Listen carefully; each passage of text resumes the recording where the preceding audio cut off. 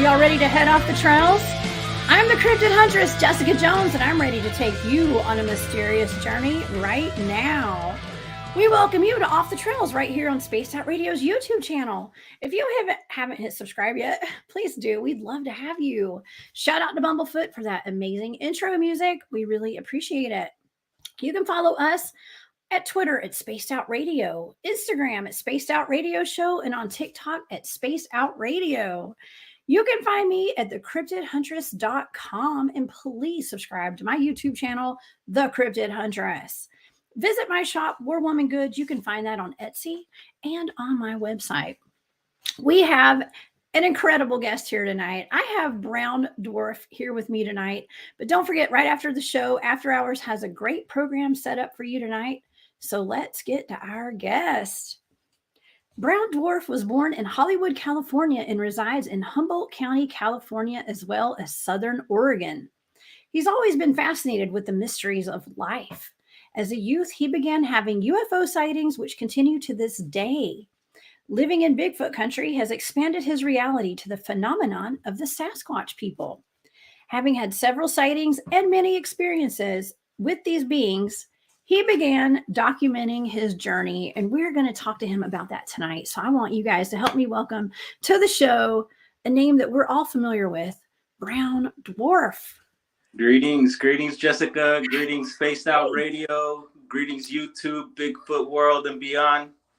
Oh yeah, and listen, we know you, Brown Dwarf. I just not met you face to face yet. Okay, so you're in so many of the chats, and I love your input, and you're just a beautiful soul all around. And I know I've gotten to talk to you just for a few minutes before the show, but I'm so excited you're here tonight. So excited. I think you and I have a lot in common. Yes, we do, and I'm super excited too. I'm honored, and thank you. Well, thank you for being here. Well, you have a lot of experience out in the field, and I'm over here on the East Coast. You're on the West Coast, and you've got some experiences in the area where Ron Moorhead made all the Sierra sound tapes. Or is that it? Or is that it was where Patty was, right? Well, yeah. So the Sierras aren't too far away, and actually, since you mentioned Ron Moorhead, I found out that he actually did live in Humboldt County before, in the town of Fortuna, and I know it very well. And I did ask him about it, and he said he hadn't had any experiences in the county, but there's a little Ron Moorhead for you. But yeah, no, my area is actually near the Bluff Creek area where the Patterson-Gimlin film was filmed. Which is technically, I guess it might be Del Norte County, but it's on the border of Humboldt and Del Norte. And so Humboldt County is my main area, but I have gone to other areas in the Emerald Triangle, they call it up there, due to the cannabis scene that's gone on there for a long time. So there's Trinity County, that's to the right of Humboldt, and then under Humboldt, there's Mendocino, and those three counties are just thick with this Bigfoot stuff. It's amazing. Yeah. And so yeah, I've heard that. I mean, you guys have so much activity, and as a matter of fact, I got online and was looking at the BFRO website, the Bigfoot Field Researchers Organization, and you guys have a really high concentration of Bigfoot sightings. I actually took a screenshot. Okay, if I can get my pictures to come back up. Let's see. I took a screenshot. Humboldt County has one of the largest amounts of reports out of California, and California is a huge state. Yes, okay. And we're I think we've been like number 3 on the top 3 for states. Yeah, and the Bigfoot reports, sightings, activities. Yeah. So, you take that into consideration, and then the fact that the county that we're in has the most sightings. And for some reason, they tend to concentrate around the Hoopa Reservation, which isn't too far from Bluff Creek. And I've heard that before, something about Native American reservations and this type of activity. And if I'm not mistaken, you got to fact check me on a lot of stuff, but the Hoopa Reservation might be the biggest Native American reservation in California. And it's very interesting. And a lot of people have gone, a lot of the old school guys have definitely gone through those areas. And And David Paulides, I guess, spent some time up there. He wrote several books, Hoopa Project, Tribal Bigfoot, and that came out from those areas. And I actually have met and know some of the people in those books, which is pretty cool. And I've chatted a bit with Dave before through email and stuff. And yeah, very interesting stuff. And it's cool to know that, these people have been through there. And another person we all might know from the area is James Bobo Fay. Oh yeah, Bobo from the Bigfoot show. Yeah. So Bobo is pretty much my neighbor. Really? Yeah. So we lived in the southern part of the county, but also had a place in town, and that's Bobo's area pretty much. Well, his area is everywhere, but that's where you could maybe find him, because trying to find him is like trying to find a Bigfoot. He's good at camouflage, huh? Oh yeah. Yeah. And, well, okay. So you mentioned David Paulides. Now, a lot of people don't realize he was a Bigfoot field researcher too. Okay. Yes. And so that actually adds another element to the series that he's written called Missing 411, where he's documenting all these people that have gone missing under mysterious circumstances and were never seen again. Yes. So, and I'm completely fascinated by that phenomenon. I think there's something there for sure. And I think it might be several different things going on there.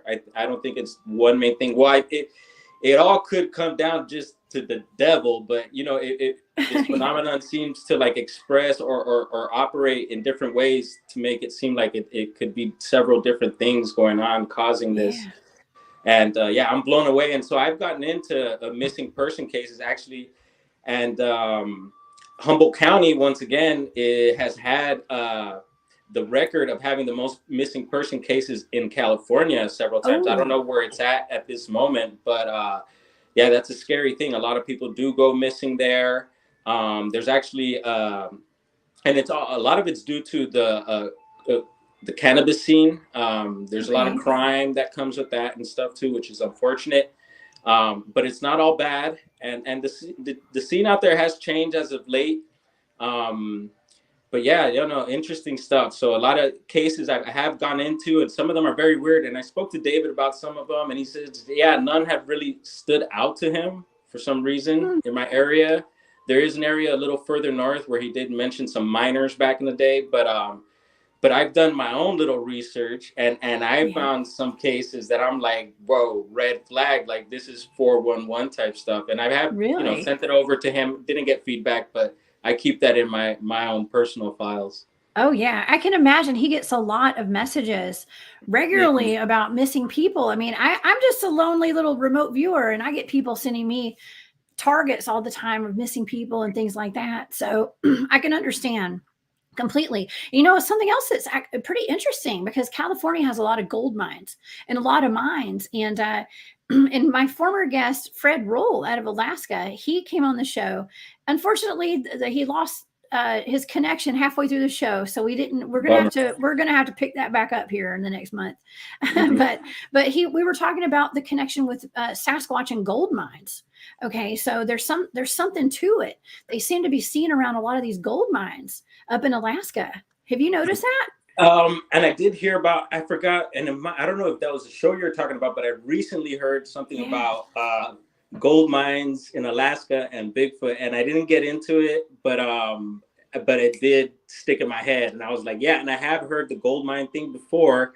And you mentioned earlier that I'm also have got a location in Southern Oregon, and it's actually near it's a national historic, and it's an old mining town. And there's been a lot of reports in that area, and also not too far from there is a Bigfoot trap that they put, I think, back in the 70s. And they put that there. I had seen a documentary recently about it, and I've been there several times and found some interesting stuff, some structures and whatnot. But it was cool to check out the trap. And the trap wouldn't really hold a big Sasquatch, I think, or even a big juvenile. but it's definitely cool to check out, and a lot of people go and hang out there. The kids, you could tell, hang out there. There's graffiti and stuff, but it's pretty clean place. And but anyway, so the farm that we're on over there actually has 3 gold mines on it, and I haven't noticed any activity on the property as far as Sasquatch, but I've had some other weird stuff going on, and maybe we'll get into that later. But I did want to touch on that since you mentioned the gold mines, and there's a lot of gold mines in that area. And you know, I've recently found some possible evidence, so we'll touch on that. Oh yeah, you have so much evidence. Okay, and so you have such a fantastic TikTok. Okay, I still haven't mastered the art of TikTok yet, but I'm working on it. Okay, I'm new to it. But you're so good at it. You put, you know, it's all about the content and just cranking it out, right? And so you're doing that, and you have so much to show and so much evidence, and you take so many trips out into the woods. It's very impressive, and not only are you doing Bigfoot field research, basically you've been having UFO encounters most of your life, and Glenn here in the chat tonight said there's supposed to be UFO sightings around gold mines too. So there's a connection with these gold mines, and it, you know, from what I remember, someone said the Anunnaki came here to mine for gold, right? Yep. I mean, this could go all the way back to that. I mean, who knows? It is a very valuable resource that we have here on Earth. Yes, it is. Yeah. Yeah, it's interesting that you mentioned that about the Anunnaki, and and here we go. You know, the conversation starting to. We're gonna get interesting tonight. Yeah, that's how we do here at Space Out Radio. We go off the trails. It goes off the rails too. So.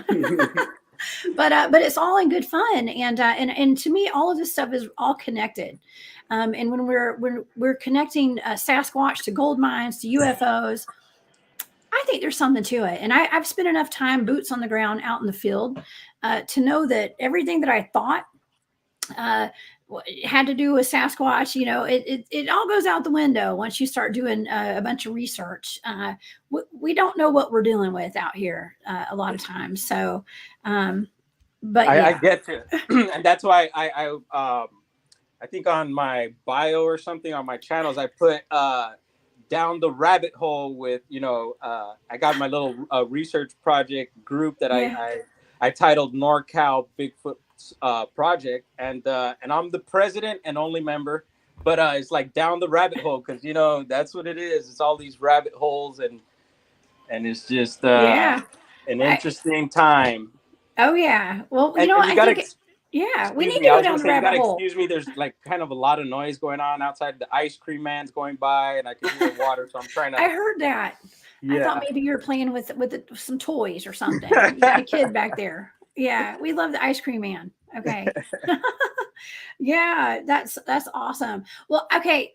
I'm sorry, I'm backtracking just a little bit with that trap, because Digger Dog's in the chat, and he said that trap has been there for at least 15 to 20 years.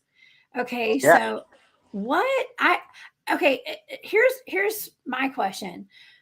Brown Dwarf, what do you think Sasquatch is? Do you think that Sasquatch is just a primate in the woods, or do you think that they have supernatural, paranormal, metaphysical powers?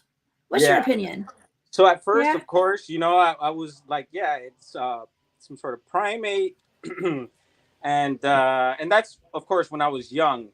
And now that I'm into all this stuff and the information and with the experiences, I do believe they are possibly a form of primal people, and with these abilities that obviously we don't have, and within that, so they are like maybe like a hybrid human. And I mentioned that because of the DNA study that was done by Melba Ketchum and all that, right? And you know, that got kind of thrown out, and it was a bummer what went down. But there are people that are invested in discrediting her. Okay, that's my opinion, but you know, and so it'll come out one day.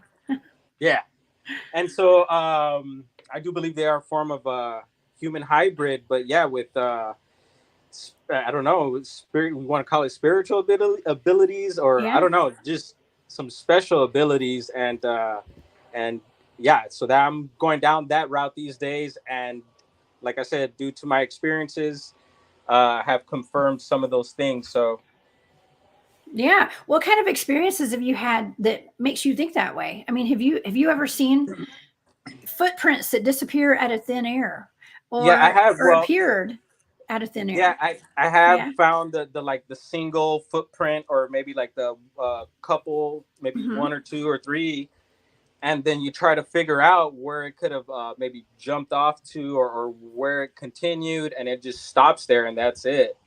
And so I have found stuff like that. Um, and as far as other bizarre stuff like that, I had learned about the whole marble thing. There's a gentleman out of Ontario, Canada, who's has been capturing some amazing stuff, and he's been out there for a few years. And he noticed this phenomenon with these beings and these marbles materializing, and so I thought that was pretty strange, right? I didn't know what to think of it at first until it happened to me. I was in an area in Mendocino County on a beach where I had found a bunch of structures, and right as I was getting to the structures, this blue marble appears, and I was just like, wow. And then automatically, Mike Patterson from Ontario Sasquatch came to mind and picked it up, rubbed the sand off, and I kind of said a thank you to everyone out loud, including God, and went about inspecting the structures. And it was amazing, a bunch of teepees and all different types of structures there. And I have gone back to the area, and the structures get rearranged. And what was strange also is that the beach was actually closed down at the time. Like something was up. I got this vibe. There's like, it was just closed down. There was cones at the entrance, no entrance, but we were able to walk in, so you couldn't drive in. And I'm like, well, why is this beach? What's the reason why this beach is closed down? I thought it was a little funny. And then with all the structure activity and whatnot, and it's a cool spot because it's at the mouth of river actually washes into that beach, and it's perfect. Because I hear that these things travel through rivers, and obviously they're on the beaches as well. A lot of reports on beaches. Yeah, you have some. Okay, so I got to be honest. You sent me a whole lot of videos on your YouTube channel. Yes. You have an amazing YouTube channel, but I knew that we wouldn't be able to get to all the videos tonight. So what I did was I took screenshots from each of these videos. So let's kind of go over it. That way we'd have time to talk about all of it tonight. Yeah. This is actually is this from one of those beaches or from a river?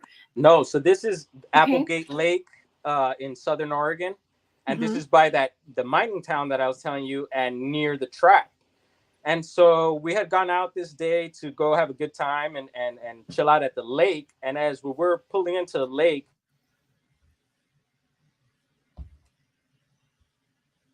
we had a phone call there. I noticed off to the side a teepee structure, and I kind of, once you start getting into the structures, you kind of tend to, look out for them, even when you're driving on the highway. I know that's very dangerous, and I don't recommend it. But it's this thing that anytime you're in the woods, you're always kind of looking out for any like manipulation or anything that just stands out. And sure enough, I spotted a teepee, and so everyone else went off to the lake. I went to go check the teepee out really quick. Sure enough, it was a structure. And at the bottom of this area, I started noticing a bunch of tracks, and some of them did look human, and like humans like us, but then others just really stood out that were, just kind of wide and boxy looking and sunken in deep. And some of them had what we call, the mid-tarsal break. Yes. And started noticing all that. And I was like, whoa. And I got that feeling when you get, when you find structures or when you're around these beings, there's a certain like excitement and almost like this energy flow. And sure enough, it started finding a bunch of tracks there and started documenting. And I did come back a few days later to cast a few of them. Wow. Yeah. No, actually, that video has so many prints in it. Okay. And I'm sorry that I didn't have the video up for everybody tonight. But y'all, please go to his YouTube channel. It's Brown Dwarf. I'm going to pull all that information up at the end of the show tonight, so everybody can go subscribe to Brown Dwarf's YouTube channel. Okay. But yeah, you also had some prints of the Eel River. Okay, in Humboldt County. This is back in Humboldt. And as you can see there, this is on a riverbed. bunch of rocks there in the area. No one's really in this area. And this is one of my spots. And right before we found these prints, we had found, once again, another teepee-like structure that was in the woods, but not far from these tracks. And then along with these tracks, you can see what looks like maybe some animal tracks there. Mm-hmm. And I'm like, okay, well, a person with a dog, a little dog. But the tracks look more like raccoon tracks to me, or maybe some other small critter like that. And then the footprint was just, it just had that squatchy look to it. And there's several of them there, and I was just like, wow, and they're known to be in that area. So that was just a little confirmation for me. And unfortunately, I didn't get to cast those, but they are documented. So that's cool. I'm happy with that. Yeah. No, they're all on your TikTok and your YouTube channel. So yeah. And so anything that's mine, like my videos on my TikTok, it will have the @Brown_Dwarf 420 on it. And then everything else is just stuff that's been sent to me or that I've had. That's awesome. Well, you also don't just pick up footprints and tracks. You picked up a really cool boulder stack. Okay, some rocks. This is near Bluff Creek. Am I right? Yeah, that's in the Bluff Creek area, and it's a trip because some of the guys that I go out there with don't really focus on the structures or like rock stacks and stuff like that. Mm-hmm. And I have found a lot of rock stacks in that area. And so has MK Davis, and he touches on it. And I'm glad he does. And he's been out there several times, and he's done a lot of work on the Patty film, which is great, as well as Bill Munns. But yeah, I found this in the area, and I'm just like, whoa! And that was up on a hillside.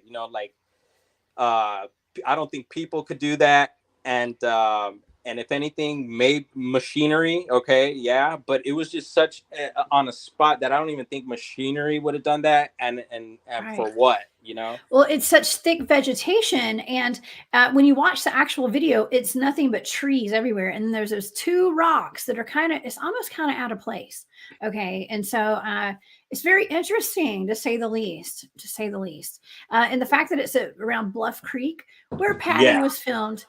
It just adds that extra mystery to it, Yes, and I was told that the natives in the area, because you have, I believe it's the, the Yurok, the Hoopa, and there's one more, it slips my mind, but Karuk, and they're known to go up there because they have a lot of sacred places in the area there, and so I was told that they do the rock stacks as well. So you'll find a lot of little rock stacks. But who knows if it's them or not? And those are the rock stacks that MK focuses on. But this one was massive. So, yeah, those are massive rocks. And now MK Davis does some great work. So everybody, y'all go check out MK Davis's videos if you haven't already. I know Tex and Rob and Jason McLean, they had him on Texas Front Porch a week ago. And so that was awesome because they were going over the Patty film that he has cleaned up, let's just say. And it's there's little conspiracy behind that, right? So they talked about that. Yes, that and we could even briefly, I don't know too much about it, but I've heard that that maybe there's a massacre there or something like that, and it's sad, and I hope that that's not the truth, but I don't know. But I've heard that there's a lot more that we don't know about that situation that happened there. And MK did a powerful interview with D-DOS from the BDRP, and he touched a lot on Humboldt County. And I was hoping that he would have with Tex and them, and hopefully you guys could have him back and definitely pick his brain because he knows a lot about my area, and it'd be cool to have that information out so people know. Yeah, well, you know what? This is just my opinion.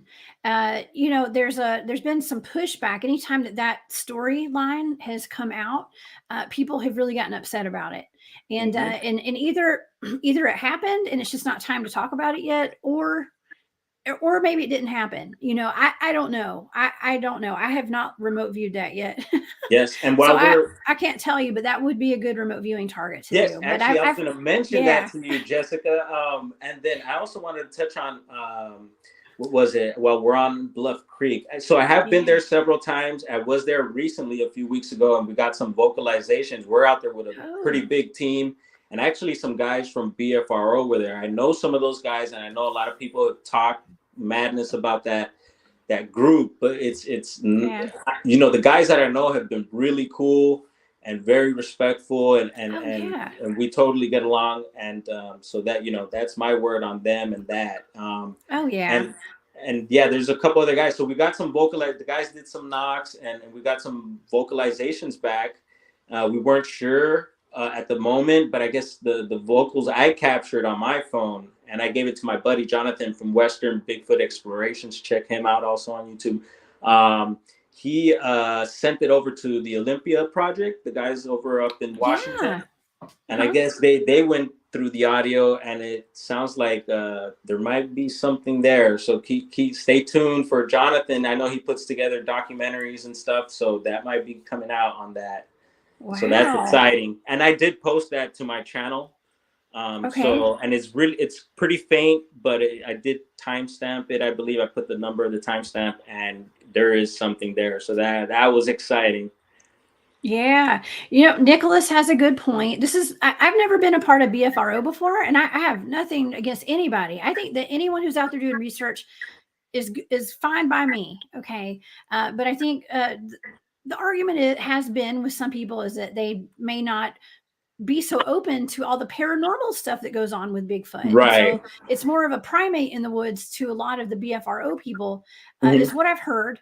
And so they're not as open to things like them being interdimensional and having portals and UFOs and ETs involved. And now I did do a show. I was on a Journey to Truth podcast with Mike Patterson. Awesome. And yes. And so I got to meet him and talk to him, and we exchanged some ideas, and I've you know, I kept in touch with him shortly after that show. And he and I are on the same wavelength with a lot of this. And I know he's caught some slack. You know, he's really, there's a lot of people that aren't ready to hear this kind of information. So, and you can understand that. Oh yeah. And you know, we could go on and on about that, but definitely a shout out to him too. He's got some powerful stuff, so people definitely check him out. That's some of the heaviest Sasquatch activity I've ever seen someone have, and he puts it out there. What his YouTube channel is, Sasquatch Ontario or something like that. Okay. Yep. So y'all check that out. He has some pretty interesting vocalizations on there, and footprints, and he's gotten them on camera too. You know, you got to dig into his stuff, but he's posted pictures of them, and just the amount of, you want to call it paranormal, you know, whatever stuff that goes on with it, it's amazing. Yeah, we have a question in here tonight from Sovereign Cosmic Wildman. My brother Wildman. Yeah, he wants to know what you think about burnt wood always being incorporated into stick structures. Yes, what's up with that? Yeah, we've noticed that a lot. And one thing that I've heard and that comes to mind is like, okay, well, maybe they are using fire, or they're using sticks that have been used maybe in a bonfire in the area, and then they use it. But then I'm thinking, okay, burnt charcoal, and I'm thinking, oh, well, you know, we use charcoal to cleanse and to, you know, purify. Yeah, exactly. So I was thinking, well, maybe they do the same, you know, as an internal cleanse. You could use the charcoal, but then also use it in the structure because it gives it a really nice little effect. Sometimes it gives it a dark, creepy look. And it's actually so it's actually a Japanese style of decorating wood. Like my fences out back at my house are burnt. Okay, I know I forgot the name of it, but where you actually burn the wood and it makes this beautiful black coloring on the wood.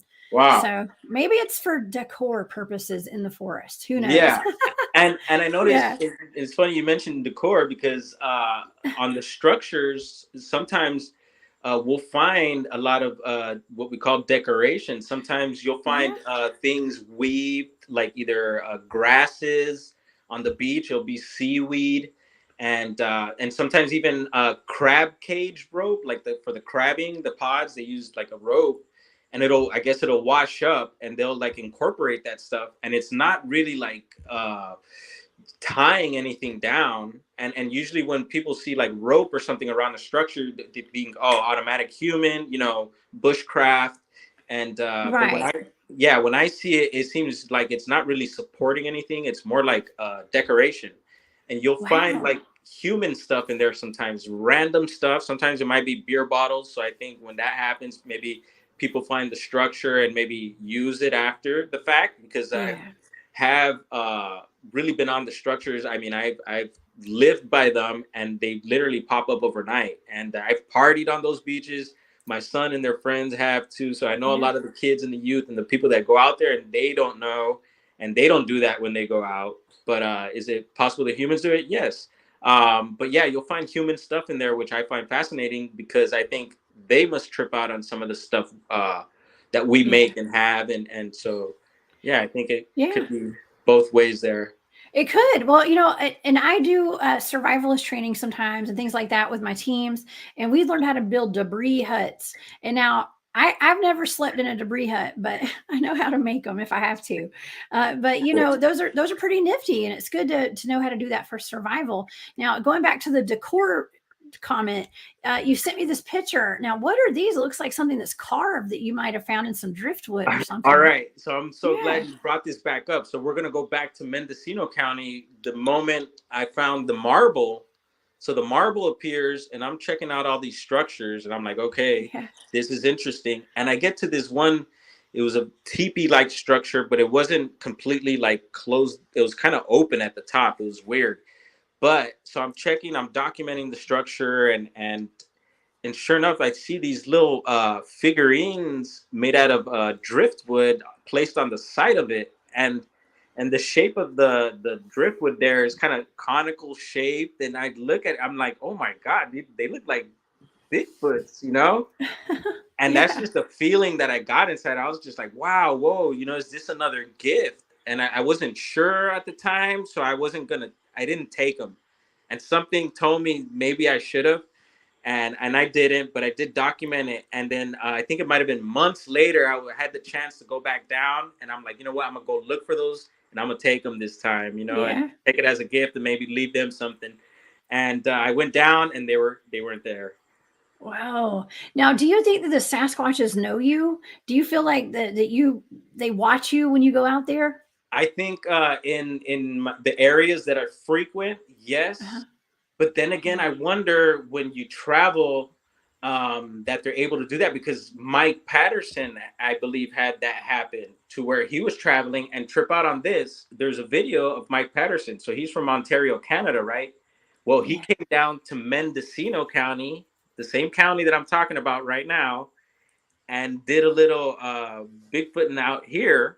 And had a very, very crazy video done where this thing was like flickering through the woods. And he believes that, I think that they followed him, his boys from Canada followed him all the way down there, if I'm not mistaken, or it's just the local ones from there that know who they are, because I've heard that they could possibly know who you are.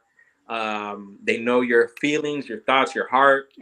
And stuff like that. And I believe it's very possible. And they're telepathic for sure. Yeah, I wouldn't doubt we know that.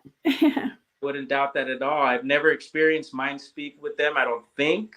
But like I say, I do talk to them out loud and in my head as well. Yeah. But I've never could say like that I've heard, you know, someone else's voice, but it has happened with the orbs, and maybe we'll touch on that later. Oh, yeah. Well, why don't we touch on it right now? I mean, we have a whole bunch more pictures we can show, but I'm really interested in hearing about any other kind of elementals that you have experienced out there, like fairies or gnomes or any kind of little people, because we've actually documented some little people. Some of the guys that are on my team up in North Carolina, as a matter of fact, we have them on film. Now, are they ETs or are they fairies and gnomes? I don't know. We tend to think that they're ETs. Out in the woods, but tell me about your experience. Yeah, so getting into this subject, my younger brother, I'm actually at his new skateboard shop here. He's very much into this stuff as well, and he would always send me stuff, either on videos on YouTube or just any information related to the topics, and other topics would always send me stuff. And I kind of lost my train of thought there. I don't know where we're going with this, but we're getting into the orbs here. With the little people. With the little people. Yeah. Little people. Yeah. Little so people. when I first moved to Humboldt, I moved to a small town called Honeydew. And it was a friend of a friend's boyfriend that had recommended me because I was looking for work at the time, and this man needed help on his property. And so they introduced me, and yeah, sure enough, got to working and doing a lot of yard work out there. And he told me there's this invasive species of pea that one of his ex-wives had brought to the property. And he's like, when these, make sure you weed whack these before they flower, or else the fairies will get upset. I was like, what? Like a pea, like a sweet pea or something? Yeah, like a sweet pea throws out a pink flower. And he's like, and I just, at the time I wasn't really into all this stuff. I mean, I was open to it. I was into it, but not like now. But I took him very seriously, and he's an old hippie Irish man and cool dude. And I totally took it serious. And I would make sure that I would not weed whack those flowers if they were open. And another thing he told me about, because we'd get a lot of mushrooms in the area too, edible ones, all different types of mushrooms. And he's like, yeah, make sure a pregnant woman never sleeps inside of a fairy ring, which is a ring of mushrooms, right? And I was like, wow, okay. Well, cool. So, yeah, that's my little fairy story there. But it's like a portal or something. It's like, you just don't do it. Right. They're gonna take the kid or something. Who knows? I don't know.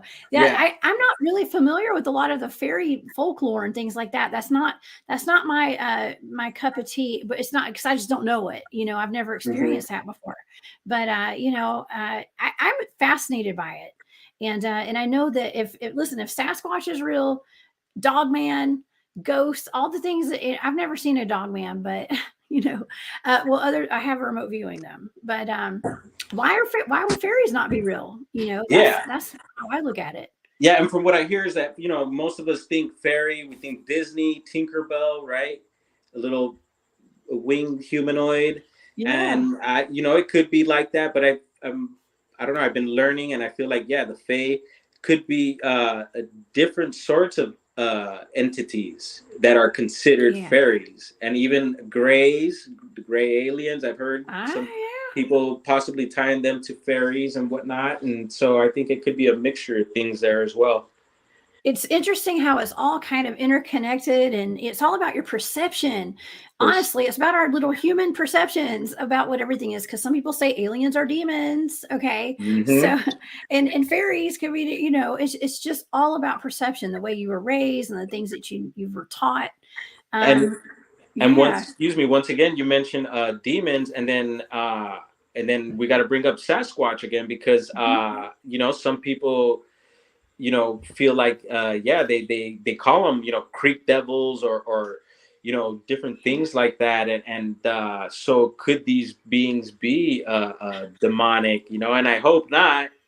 Who knows? All about perception. Yes, I don't that know. too. Yeah. Perception, and then of course one's experience too. You might, if you have a bad experience, of course it's going to be, maybe something demonic. But if you're having a good experience, it may not be. So well, when you go out in the field and you're out there doing this research, do you protect yourself, and do you go out with a group, or do you go out by yourself? And by protect yourself, I mean like spiritually and energetically. So I do believe in God, and as of late, man, I just been remembering to get to wake up, like we're waking up, remembering who we are and what we are, and so I've been, as of late, doing a lot of meditation, and I've known about meditation before, but I'm saying, remembering now, and it's like, and I feel it's time. We're talking about spiritual warfare. It's going down right now, Jessica. So it is. I've been getting back into some meditation, which is great. I recommend it for everyone.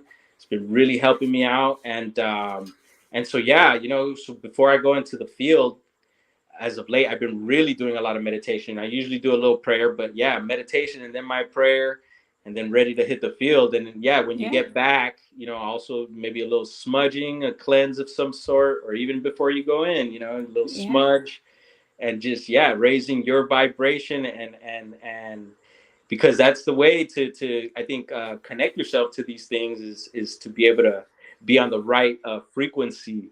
And I do that. I 100% agree with you. And so you are such a positive, high vibrational soul. And we can all tell right now, everybody watching this show, you're a very positive person. Now, it's my opinion that people who are more high vibrational and are very grateful and have a great attitude, you're like a beacon of light. Okay. You're a beacon for this cryptid activity. Okay. And so that's why the head of my research team, one of my teams, decided it was important to teach all of us remote viewing and to, go and learn how to go into theta and how to protect our energy and how to do all this interesting stuff. And, to control our own minds, let's just put it that way, because that's so important. But what it does as an after effect is that it attracts a lot of activity and a lot of high strangeness to our team. And so I can imagine that you probably get more activity than the average person. Well, yeah. I guess I hope so. No, well, not hope so, but yeah, I hope not like that. But I hope everyone gets activity. But I hope I'm getting more activity due to that. Oh yeah. Yeah, no, it's an interesting thing, and not only for the cryptid stuff. I mean, you practice this stuff for everything in your life, for the things you want to manifest, your desires, your wants, and yeah, using these tools, I think is the ticket. Yeah, and it's all about the flow too, right? And it's like going with the flow and just okay. So getting into Bigfoot really put me on my spiritual path. Okay. I will just go ahead and admit that right now to the world. It really did set me on my path. Not that I wasn't spiritual before, but it inadvertently did, because it raised my consciousness level a lot higher, being out there in the field and doing things that scared the crap out of me. Okay. Nothing will set you on your spiritual path more than you being scared out in the woods all by yourself. Okay. And I can imagine you've probably experienced that yourself. Oh yeah. So, and I think that's kind of where this world is kind of not just headed, but what's needed right now is to raise the consciousness of the planet. And there's so many more people having experiences, whether that be the veil thinning or it just be, more people having UFO sightings and Bigfoot encounters and dogman encounters and seeing ghosts. Right. I think we're at a pivotal moment for humanity right now, to where it's important for us to tell our stories and to hear your story about this. Yes. And I think also, while we're out there, searching for the answers of life and searching for Bigfoot and searching for, you name it, I think the number one thing for me and I hope for a lot of people is to find God, whatever your God is, whoever your God is, and if you don't believe in God, find something that, just brings you happiness. I think, once again, you talk about raising the vibration, you got to uplift each other, because man, it's like moment by moment, day by day, baby steps, taking these baby steps, being conscious and aware of my thoughts, my feelings. It's work. It's not easy. And right. We're going through these tough times, and you mentioned, being a bright beacon and this and that. I try to keep it bright as possible, but I let me tell you, I have my moments.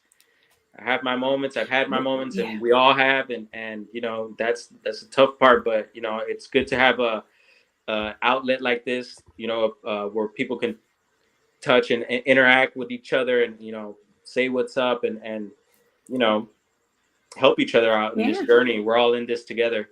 We are, and I love having experiencers like you on my show, so we can talk about this stuff, and maybe help elevate some consciousnesses while we're at it. Okay, now when you're out in the field and you're doing some of this research and you're experiencing Sasquatch and UFOs, do you take equipment out there? Do you have like ghost hunting equipment, or do you just go with a cell phone?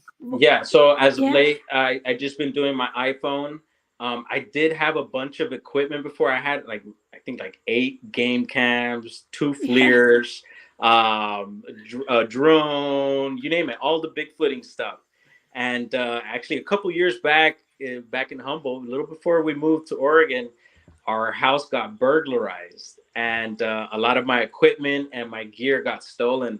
But the good thing is that a lot of my stuff I double up on. So I had 2 FLIRs, two of a lot of things. And so I still have a FLIR, I still have a game cam, and so I'm good to go. But and yeah, I did lose a couple good cameras to a Canon and a Sony, but it'll all come back. I'm not worried about it. It'll all come back. It's all there. Charge it to the game. You got to charge that to the game. It will come back, right? Yes, ma'am. Yeah, it ain't cheap doing Bigfoot field research or any kind of paranormal research. It's not just the equipment, but it's the time and the tents and the hiking boots and all that stuff. Oh yeah, so, gas. That's a big one. Actually, right now that is a really big one. Right. Yeah. And thank God I've had the luxury of these pieces of property that I've been able to stay and been invited on. A lot of them have been 40 acres plus, and heavily wooded. So I'm pretty much squatching and sky watching every night. I just got to step outside. And that's so awesome. that's I love it. Yeah. Now, do you do most of your research, and when you're out there, is it on private property, or do you go into national forests? Yeah, no, definitely a lot of private property and state parks, national forests. I love it. I've been, up and down the state. I've hit Crater Lake in Oregon. I was just on my way down here. I'm in LA. I stopped at Mount Shasta, did an overnight by myself at the base of the mountain there. That was awesome. Got an orb on the mountain. Oh wow. And yeah, Yosemite. Been to a lot of places, and that's cool. And I've, been able to document and do my thing, and it's fun. And I want to keep doing it. My thing is to be a worldwide tour and bring all of you along. Yeah. Oh my gosh, that's awesome. Now, okay, with the orbs, almost every time I go out in the field, I see orbs. Okay, I have orbs in my house sometimes. Okay, or I have before. I heard that the other day. Yeah, it is so weird. I did have an orb in my house the other night. Actually, yeah, I woke up and I heard something in my kitchen. I turned my cameras on. And I was like, oh my god, it was an orb flashing on the floor. I think it was my deceased dog. I don't know. Right. So, but when you're out in the field, you've experienced a lot of different types of orbs and different colored orbs and different sizes. Tell me about those. Yeah. So I've had, as a youth, I noticed, things in the sky before, and, that I couldn't identify. And, but fast forward to this area, and actually the area, so from Honeydew, I moved to another hill in the southern part of the county, and actually this hill is pretty much known as Murder Mountain, and I recommend anyone wanting to know more about that to check out the documentary on Netflix. And it's heavy stuff, and I actually know a lot of people in that documentary. That's our community there, and there's a lot there's a lot going on. Jessica, check that out. And I will. And that's basically those are our hills there.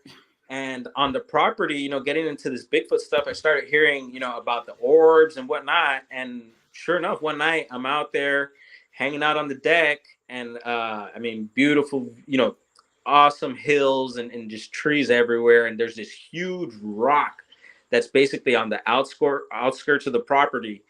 And I noticed this bright light starting to shine like in the middle of the rock. And I thought it was maybe someone with a headlamp or maybe someone with a flashlight, or maybe someone's grow operation or something. I don't know. Yeah. And I'm just like, you guys have a lot of that up there, right? They're all over the place up here.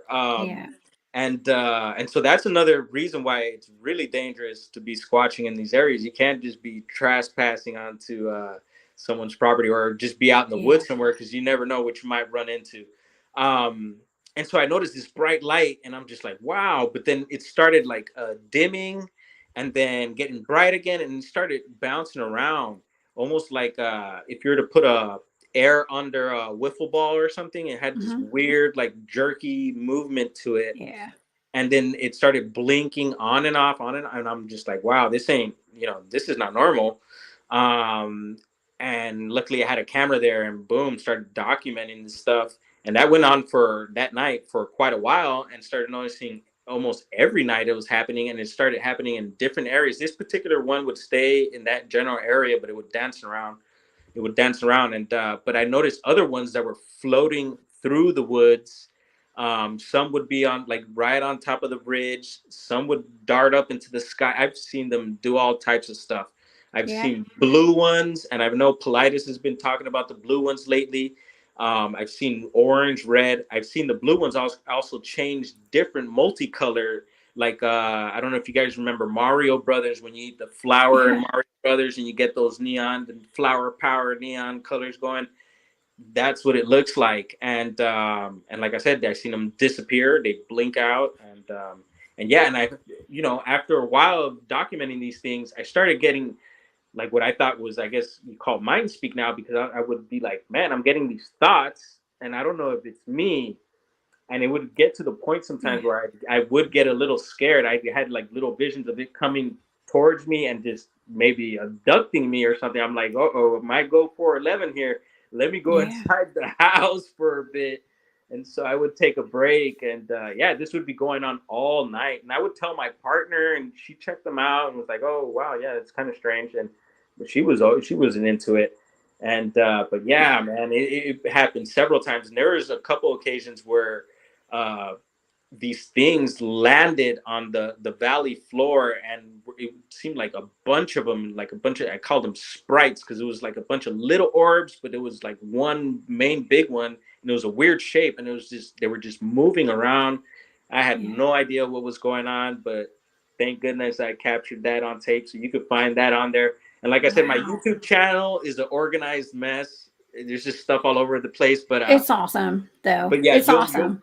You'll definitely find some stuff there. And like I said, I've been doing this for a few years, but I still feel new to this, and I've been learning so much from everyone, and I thank everyone, and I love sharing with you guys. And yeah.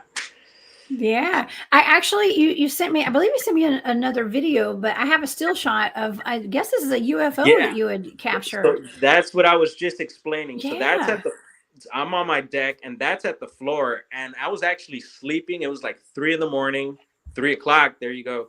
3 a.m, the witching hour. Yeah, right. So I get up, and when I get up, and it happened to me several times where I get up and something would tell me, just look outside. And I look outside and I see this, and I'm like, what the hell is going on here? Because that is not normal. Usually it's pitch black out there. Yeah. And I'm like, what is going on? That's on the property. And all these other orbs that I'm telling you are on the property. And I was just like, what is this? And yeah, very strange. And I've gotten more stuff like that as well. Oh, well, before we go tonight, we have a few more minutes, and I wanted to show these pictures you have. You had a FLIR shot of, it looks like a bipedal large thing. It could be Bigfoot. Yeah. Yeah. I didn't want to not show this tonight, because these are pretty good. Cool. Yeah. That was several years back. That's, once again, right. That's where all the orbs happen. So, something to take into consideration. People have talked about these Bigfoots actually coming out of orbs, or holding orbs, or weird stuff like that. And so I didn't see the Bigfoot come out of the orb or anything like that, but they're in the same area. That's exactly for sure. That's the same with my team. We've experienced a lot of orbs when there are Bigfoots in the vicinity, but I can't say that like they're coming out of an orb or anything, but they are there together. Yes. And is it just maybe the area is just highly strange? And who knows? And really quick, actually, a little south from the property there, and it actually, because we border Mendocino County, and man, I could tell you more stories from this particular area and more. So hopefully you'll have me back, Jessica. Heck yeah. But anyway, a little south from here, there's one of those mystery spots. I don't know, the Santa Cruz, California has one. And I don't know if you know those, like the Montana Vortex. You heard of that one? Yeah, I have. Yeah, so we have one of those spots not too far from there. So, I keep that in mind. I'm like, all right, we got one of these mystery spots here. And then here on the property, we got this weird stuff going on. I'm like, all right, maybe there's some sort of connection here, or maybe the land, that energy that's going on at the spot is spreading out to other parts of the land there. Yeah, it could be. I mean, there could be portals, Yeah. Oh, yeah. I mean, and I haven't seen a portal yet, I don't think. You'll probably never see one unless you're looking through FLIR. I'm just going to tell you. Yeah. Yeah, and I mentioned earlier that, I was telling someone earlier that with the FLIR, I can't pick up the orbs for some reason. So I have noticed that as really? well. Yeah, for some reason I can't get them to get on the FLIR. So who knows? They do weird things. So, yes, and it makes you question, like, what is an orb? I mean, because there's so many. To me, I believe there's different types of orbs. Yeah, because you have the ones that, you know, a lot of the ghost hunters pick up, which seem like a little more like faint, because the ones that I pick up are like, they look like stars. Yeah, sparklies, little sparkly ones. Yeah. Okay, we have about 2 minutes left tonight, and I want everybody to know where to find you. Okay, so we've got your YouTube channel. It's Brown Dwarf. Okay, so everybody, please go subscribe. Now, your TikTok. What is your TikTok? I've got it up here, but tell everybody. Brown_Dwarf 420. Yeah. And you have, I mean, you could spend a couple of days looking at all your videos on that. I mean, you've got a lot of content. Yeah, it's a lot of stuff. Anything that's Bigfoot related, like news articles, or just the news, or just any Bigfoot videos or pictures that have been taken. Like I said, that I get shared, or that I have found, or people that let me post their stuff, you know, and I got my own stuff there too. So that's what that is on the TikTok, and on YouTube. It's all my stuff, and hopefully soon I'll be able to organize that stuff and put it on a nice little platter. But for now, it's just you got to dig for it. Yeah, well, it's fun to dig through it, and you've also got an Instagram page, so y'all go follow him on Instagram as well. Yeah, and the YouTube might be a little difficult to find, because I know when you punch it into the search engine, the search bar, it usually doesn't pop up. And I noticed that with a lot of Bigfoot stuff lately, is like the old school, a lot of the old Bigfoot stuff is hard to find these days. And it's like they got a bunch of crap that pops up, and I guess algorithm or whatnot. But maybe try Bigfoot, Brown Dwarf, and Bigfoot, or Brown Dwarf, Bigfoot structures. That might lead you to a video that'll lead you to the channel. Well, it was difficult. You're right. And I actually had to go to the messages that we had sent to each other to go find it. So what I'll do tonight, anybody who's watching, you guys go to my Facebook, my public page, or my Instagram, and I will put a link to his YouTube on my page, on my stories. Okay.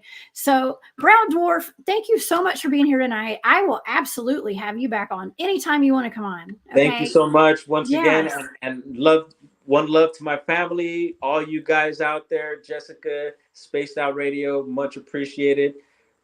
Dwarf is out. For sure. I've had so much fun talking to you tonight. Me too. I will see you soon. Okay. Thank you so much for being here tonight. Okay? Ciao. All right. Bye. Oh my gosh, you guys, Brown Dwarf is the best. Don't forget that right after this show, you can join the After Hours crew. They're going to take you on an incredible journey for the next 3 hours. Next time on Off the Trails, my guests are Ryan and JT of the Horror Chronicles podcast. We're going to be talking about werewolves, vampires, Sasquatch, and other cryptids. I can't wait to see y'all then. But for now, I'm the Cryptid Huntress, Jessica Jones. I'm headed off the trail, and I will see you guys tomorrow night. You guys have a great night. Bye.